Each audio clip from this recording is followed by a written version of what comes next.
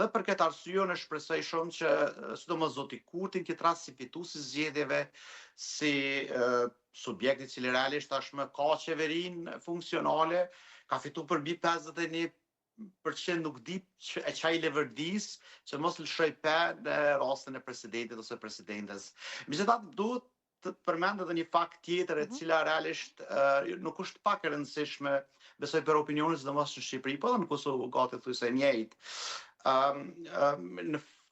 Kur jemi të bllokada, duhet ta sqarojmë një herë për gjithmonë.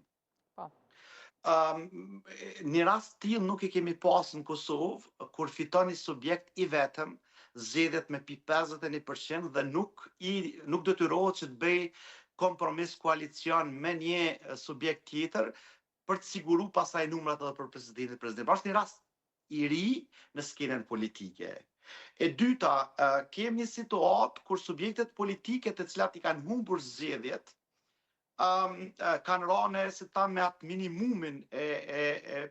përqyeshmërisë shtetare të paktën ashtu pa ndehen. Dhe po dojnë me shfrytëzu rastin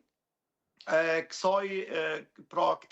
mungese të 80 numrave në kuvend gjatë kohës së votimit, që të provokojnë me shku në zgjedhje që më provu mos ka ndryshu diçka. Tani e kanë një shenjë plus, është zonja Osmanit, cila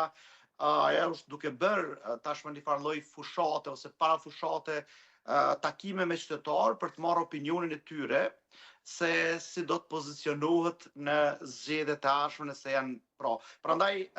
LDK-ja sidomos